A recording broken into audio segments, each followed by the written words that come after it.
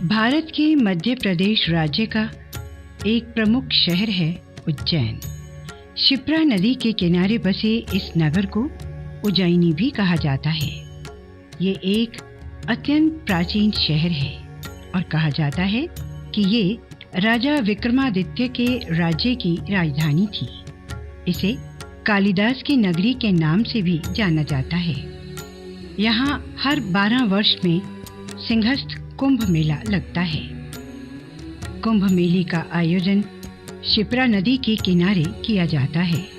इस नदी का पौराणिक नाम क्षिप्रा नदी है, जो समय के साथ परिवर्तित होते हुए शिप्रा बन गया है। ये मध्य प्रदेश में बहने वाली एक प्रसिद्ध और ऐतिहासिक नदी है। ये भारत की पवित्र नदियों में से एक है। एक किंवदंती के अनुसार शिप्रा नदी विष्णु जी के रक्त से उत्पन्न हुई थी। ब्रह्मा पुराण में भी शिप्रा नदी का उल्लेख मिलता है। संस्कृत के महाकवि कालिदास ने अपने काव्य ग्रंथ मेघदूत में शिप्रा का प्रयोग किया है, जिसमें इसे अवंती राज्य की प्रधान नदी कहा गया है। स्कंद पुराण में शिप्रा नदी की महिमा लिखी है। ये इंदौर एवं देवास के मध्य क्षिप्रा नामक स्थान से निकलती है और 196 किलोमीटर बहने के बाद चंबल में मिल जाती है। 12 ज्योतिर्लिंगों में से एक ज्योतिर्लिंग महाकालेश्वरम यहीं उज्जैन में विद्यमान है।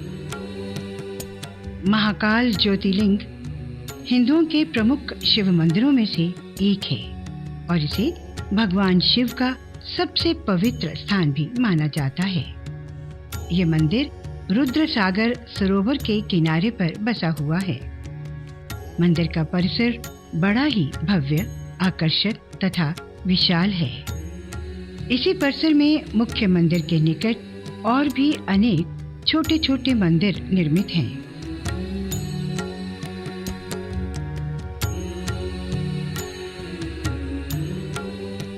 मंदिर के पूरे परिसर की आधुनिक किंतु बड़े ही आकर्षक ढंग से सज्जा की गई है।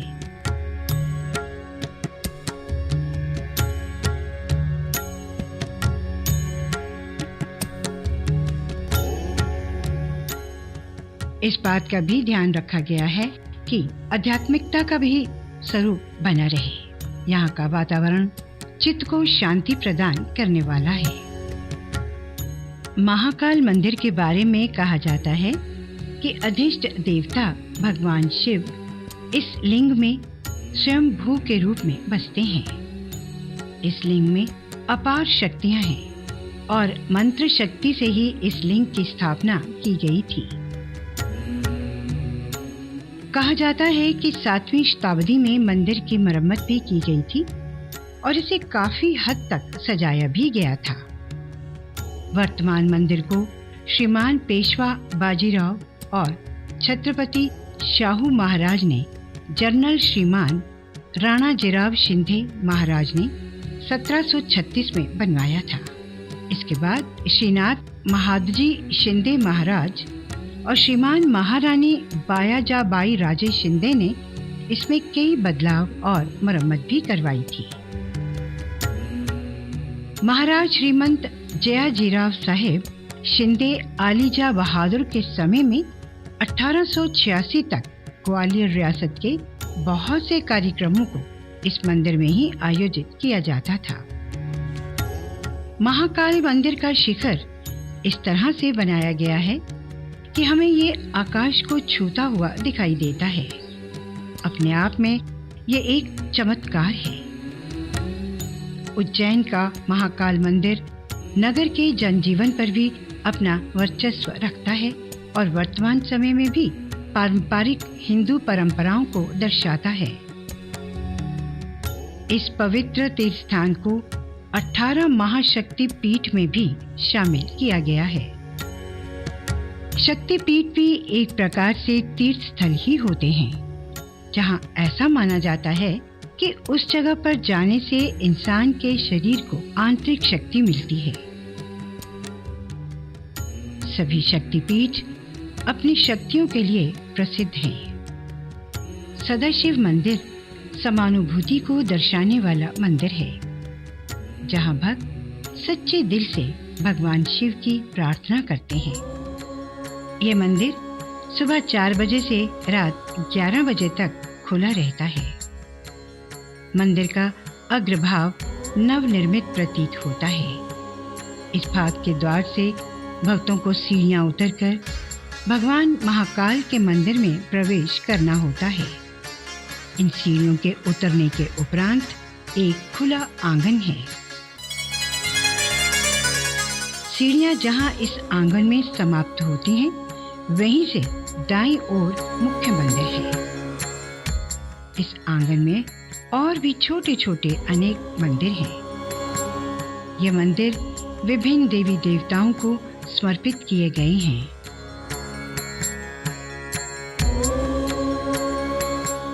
यहीं से होकर श्रद्धालु मुख्य मंदिर की ओर बढ़ते हैं।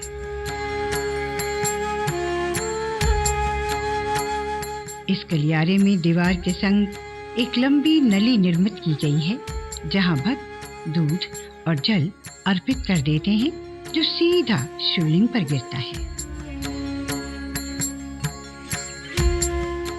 ये वो भक्त हैं जो भीतर यानी मंदिर के गर्भगृह में प्रवेश नहीं कर सकते। यहाँ ये बताना उचित होगा कि मंदिर के गर्भगृह में वो ही भक्त प्रवेश कर सकते हैं जिन्होंने धोती पहनी हो, और इसके लिए आपको पहले से अपना स्थान आरक्षित करवाना पड़ता है। बाकी के श्रद्धालु एक निश्चित दूरी से ही दर्शन करते हैं।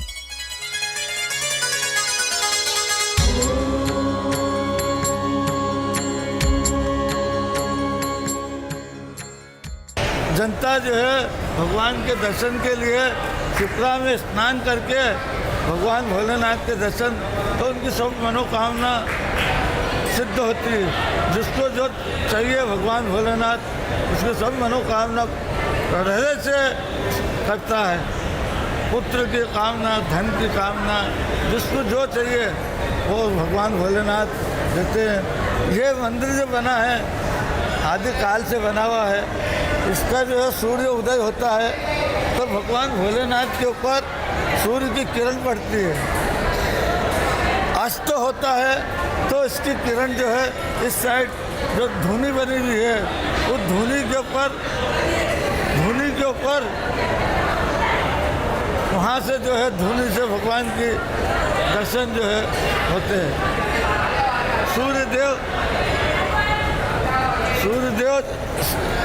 जब प्रकट होते हैं तब भगवान के ऊपर किरण आती है, और सूर्य अस्त होता है तो भगवान के ऊपर किरण आती है। इस मंदिर की स्थापना का वर्णन अनेक धार्मिक ग्रंथों में मिलता है। इसी प्रकार अनेक दंत कथाएं भी पूरे क्षेत्र में प्रचलित हैं, जो मंदिर के निर्माण एवं स्थापना से संबंधित हैं। शिव पुराण के अनुसार एक बार ब्रह्मा और भगवान विष्णु रचना की महत्ता को लेकर बहस करने लगे।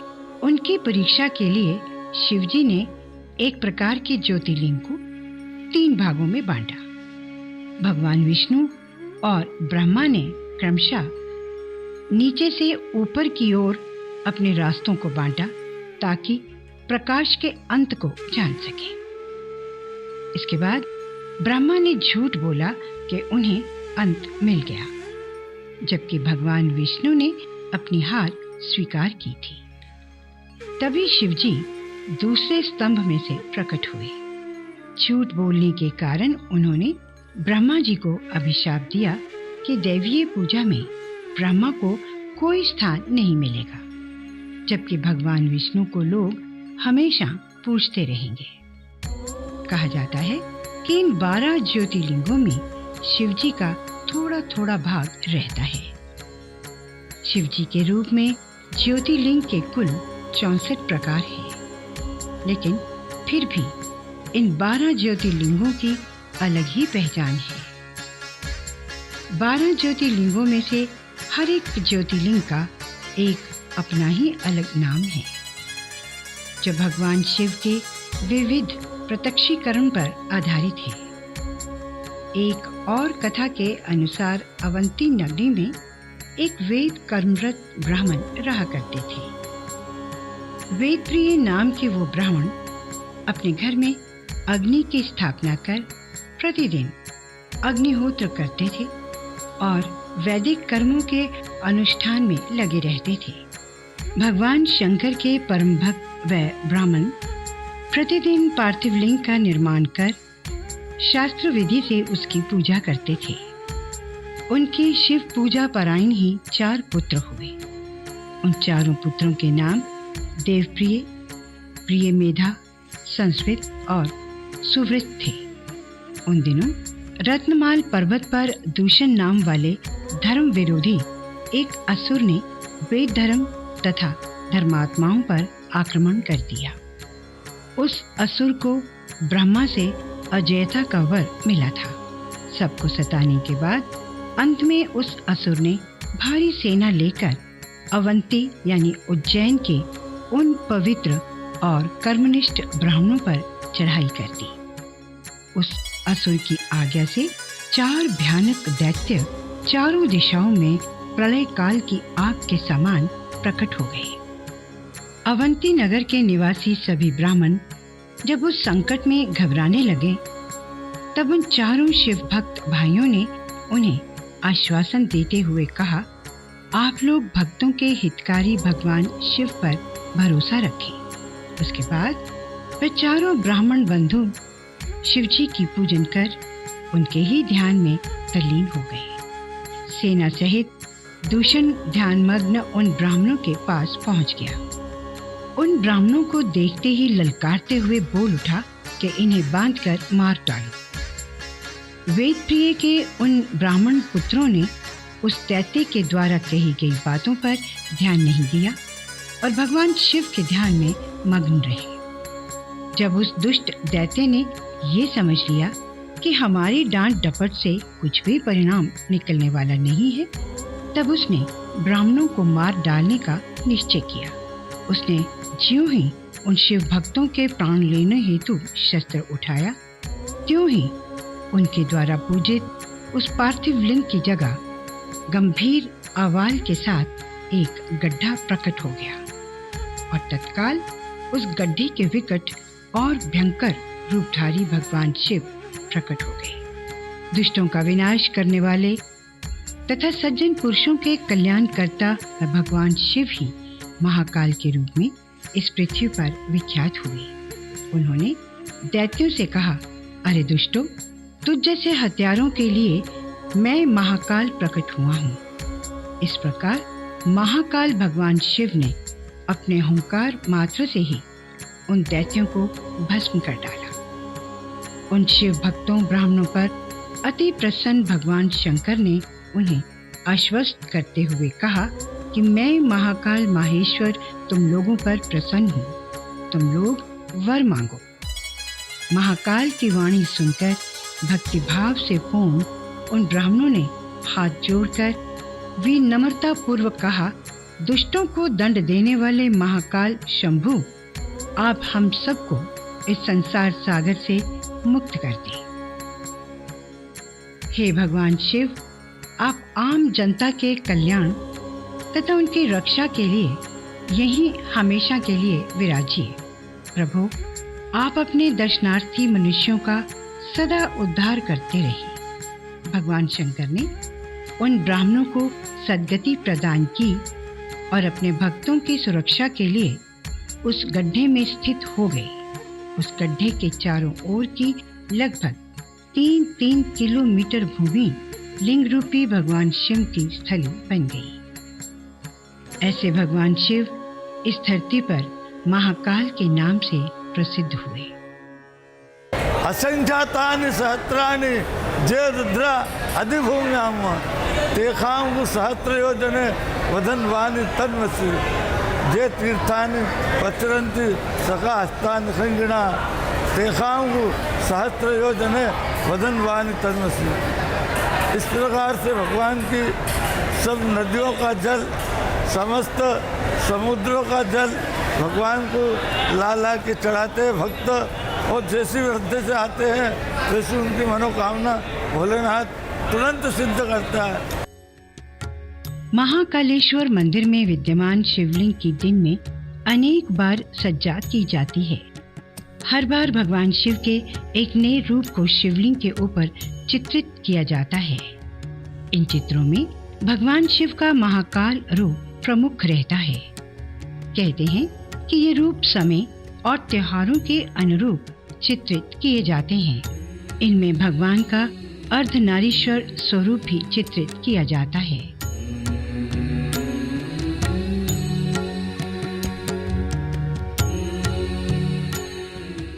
ये सज्जा जहाँ एक और आस्था को उजागर करती है, वहीं दूसरी ओर कलात्मकता को भी प्रदर्शित करती है।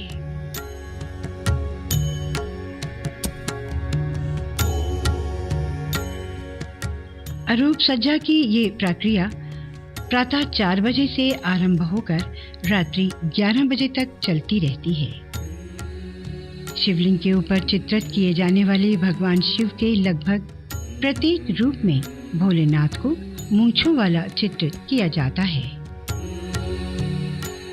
महाकालेश्वर में बनी मूर्ति को अक्सर दक्षिणा मूर्ति भी कहा जाता है, क्योंकि ये दक्षिण मुखी मूर्ति है। शिवेंत्र परंपरा के अनुसार ही 12 ज्योतिर्लिंगों में से एक इसे चुना गया था। इस मंदिर में की जाने वाली भस्म आरती मुख्य प्रक्रिया है। दरअसल ये भस्म आरती महाकाल का श्रृंगार है, उन्हें जगाने की विधि है। ऐसी मान्यता है कि वर्षों पहले शमशान के भस्म से भूत भावन भगवान महाकाल की भस्म आरती होती थी, लेकिन अब ये परंपरा खत्म हो चुकी है और अब कंडे के बने भस्म से आरती श्रृंगार किया जा रहा है।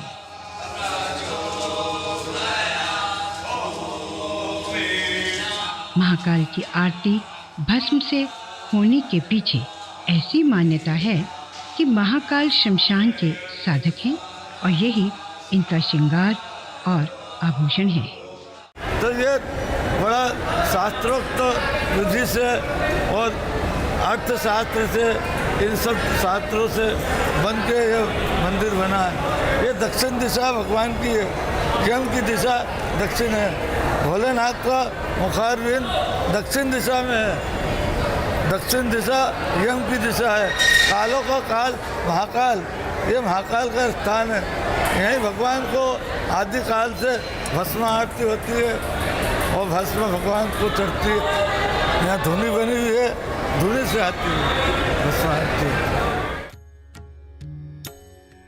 मंदिर की भीतरी सज्जा बड़ी ही आकर्षक एवं कलात्मक है। दीवारों तथा दरवाजों पर चांदी और श्वेत धातु के पत्रे जड़े हुए हैं। इन सभी पत्रों पर बड़ी ही सूक्ष्म शिल्पकारी की गई है। कई प्रकार के चित्र उकेरे गए हैं।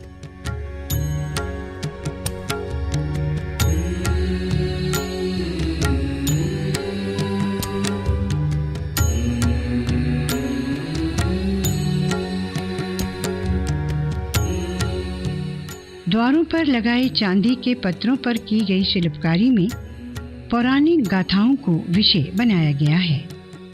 इसके अतिरिक्त कई जगहों पर प्रकृति को भी उभारा गया है।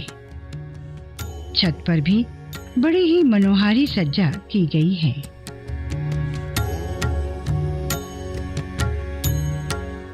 इनमें से अधिक चित्र धार्मिक कथाओं से संबंधित हैं।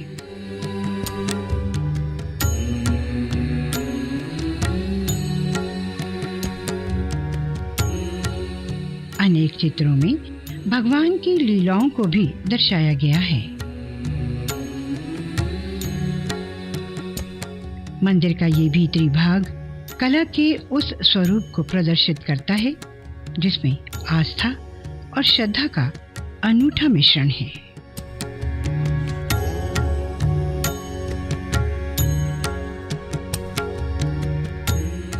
भगवान शिव के प्रति लोगों की आस्था सदियों से उनके मन मस्तिष्क में समाई हुई है। शंकर को आदि देव भी कहा जाता है। ऐसा माना जाता है कि संपूर्ण ब्रह्मांड की रचना, पालन और विनाश वही करते हैं। भोलेनाथ के भक्त सदैव उनकी आराधना में लीन रहते हैं। शिवलिंग पर जल अर्पित करना इसी आराधना की एक कड़ी है। भगवान शिव के साधकों से ही शैव मत का आरंभ हुआ।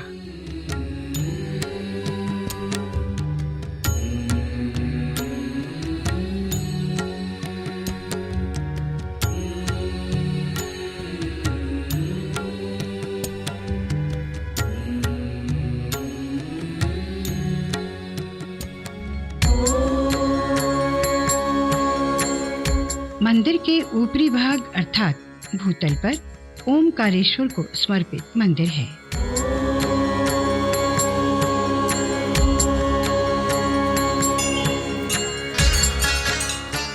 महाकाल निचले अर्थात भूतल से नीचे विराजमान है। दोनों ही मंदिरों में काले पाषाण से निर्मित शिवलिंग स्थापित है। ऐसा कहा जाता है कि ये स्वयंभू प्रकट हुए थे।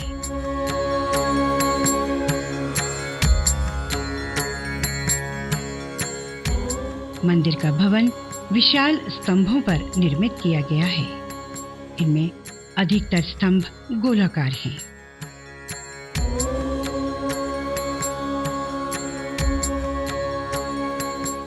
इन सभी पर बड़ी ही कलात्मक शिल्पकारी की गई है। अनेक जगहों पर देवी देवताओं की प्रतिमाएं भी अंकित की गई हैं। अनेक प्रतिमाएं प्राचीन प्रतीत होती हैं।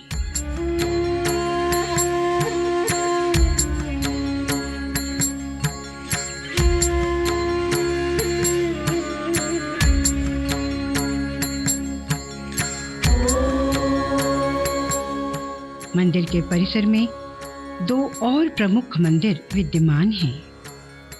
इनमें से एक मंदिर जूना महाकाल के नाम से विख्यात है।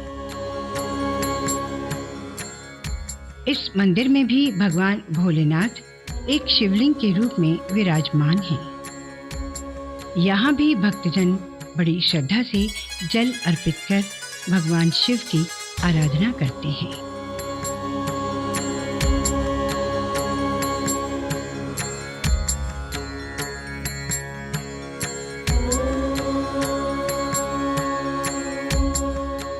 दूसरा मंदिर अनादि कल्पेश्वर के नाम से लोकप्रिय है।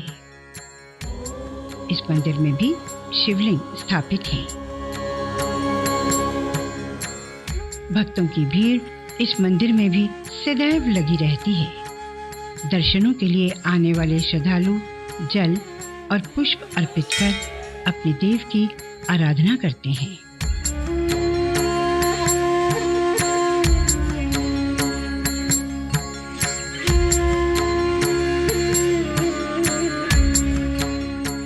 महाकाल मंदिर का एक और आकर्षण है, वो है यहाँ की जाने वाली आरती। इस आरती की विशेषता ये है कि इसमें गायन नहीं होता, अर्थात केवल वाद्य यंत्रों को बजाकर ही शिव भगवान की आरती की जाती है।